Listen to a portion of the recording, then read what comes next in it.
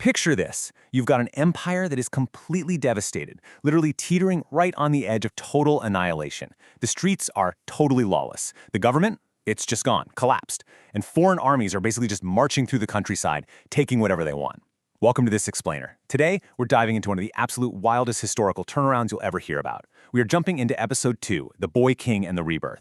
It's this incredibly cinematic, dramatic story of a crumbling nation and the, quite frankly, absurdly unlikely savior who pulled it all back from the brink. So, let's just dive right in.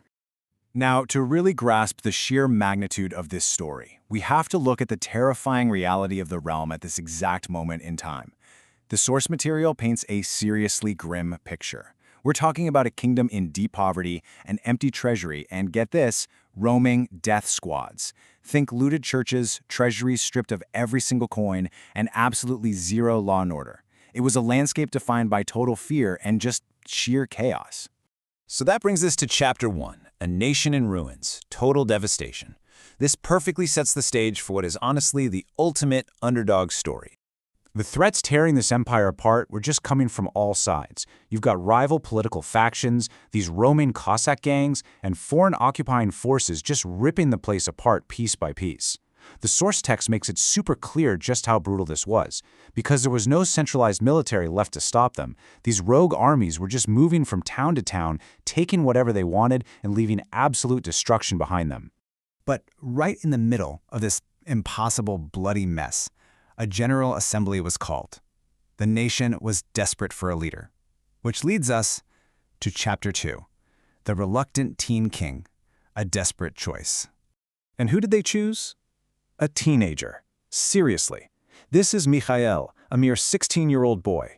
And let me tell you, he was not exactly jumping at the chance to take charge. Actually, according to the sources, when the assembly made their pick, he was literally hiding out in the Ipathievsky monastery with his mother, who was a nun named Martha. When the delegation showed up to offer him the crown, both he and his mom just flat out refused. I mean, they were terrified. Who wouldn't be? It looked like a completely doomed throne in a broke, fractured country. But eventually realizing he was basically the only unifying figure they had left, he stepped up and accepted it. You really have to appreciate the staggering absurdity of this matchup. On one side, you have these ruthless, heavily armed occupying death squads who've been pillaging the country for years. And on the other side, a 16-year-old kid. He has absolutely zero army. The treasury is completely empty. It is quite literally a teenager stepping into the ring with hardened, violent warlords. But before this young king could even think about rebuilding, he just had to survive. That brings us to Chapter 3, An Ultimate Sacrifice, the story of Ivan Susanin. So word quickly gets out to the occupying Catholic squads that a new king has been crowned.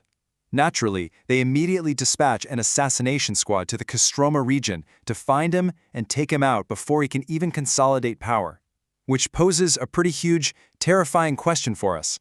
How exactly do you protect a king who has no army to defend him? Well, the answer came in the form of just an ordinary peasant named Ivan Susanin. The assassins ran into Susanin and demanded that he show them the way to the monastery where the boy king was hiding. Susanin realized instantly who these guys were and exactly what they were going to do. So he made a conscious, genuinely terrifying choice. He told them, "Sure, I'll guide you." But instead, he deliberately led this heavily armed death squad deep into an impenetrable, deadly swamp and a massive, dense forest. By the time the assassins finally realized they'd been tricked and were hopelessly lost, they murdered him. But Ivan Susanin's ultimate sacrifice delayed the killers, saved the young king's life, and cemented his name in history forever. Having narrowly survived his very first test thanks to Susan, the young king knew he couldn't just stay in hiding. It was time for Chapter 4, Hunting Gang Leaders and Restoring Order. So because Mikhail had literally no resources, he had to lean into his only real asset. He was a symbol of hope. He used his own vulnerability to actually consolidate power through public trust. He was constantly holding assemblies, really consulting with the people. And this started to form a unified front. From there, he began this massive road of trials, systematically hunting down rogue Cossack factions, driving out the foreign Catholic squads, and finally securing the capital. He was literally building a government and a loyal force from absolute scratch. The way Mikhail systematically dismantled his opposition is wild. He basically created a hit list of these terrifying gang leaders. First up, you have Boloven, who was leading those roaming Cossack gangs, captured and hanged. Then there was Zarutsky, a massive threat who had occupied the entire city of Astrakhan. Mikhail sends in Commander Podjarski, who captures and executes him. And finally, the incredibly fierce Lisowski, the guy leading the absolute worst of the death squads. His reign of terror finally ended with his death in 1616. The boy king was officially cleaning house.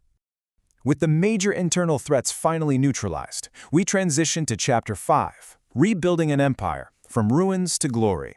This is really where we see a fragile boy transform into a true statesman, capable of resurrecting an entire nation.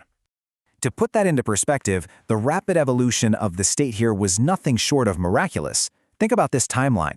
We start in 1613 with a terrified 16-year-old being crowned in a monastery. By 1616, just 3 years later, the final major gang threats like Lisowski are totally eliminated. And as we move forward to 1642, into the era of his successor, this once-ruined nation is establishing major international peace treaties and trade relations with global powers like England, Holland, and Iran. I mean, from complete devastation to an internationally recognized empire in just a few decades. So, what is the ultimate takeaway from this miraculous survival story? Well, because that young boy lived, he laid the foundation for a dynasty that would hold the throne for exactly 300 years. 3 centuries. A massive historical legacy, all born from a teenager with no treasury and a brave peasant who led assassins into a swamp. But, history never really stops moving. Which brings us to Chapter 6, the giant carpenter heir, Peter the Great. Because the dynasty Mikhail founded would eventually produce a ruler completely unlike anyone else in history. You can see the stark contrast between these two rulers. First, we've got a reluctant, fragile teen savior, Mikhail, who ruled basically through consensus and pure survival. And then we have his future heir, a man known to history as Peter. This guy was a towering giant. Massive physical stature, just bursting with this hyperactive energy and utterly obsessed with modernizing his empire. And this leads us to one of the absolute craziest facts documented in the sources. This future heir, this giant of a man, actually left his throne, went totally undercover, and worked anonymously for 4 months as a simple, calloused-handed carpenter in shipyards across Amsterdam and England.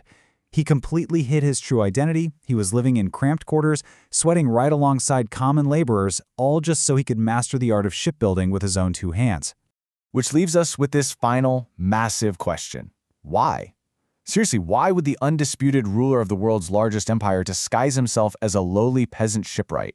What in the world was he planning to build that required him to abandon his palace for a grimy shipyard? Well, you're going to have to join us for our next explainer to find out. Until then, keep exploring.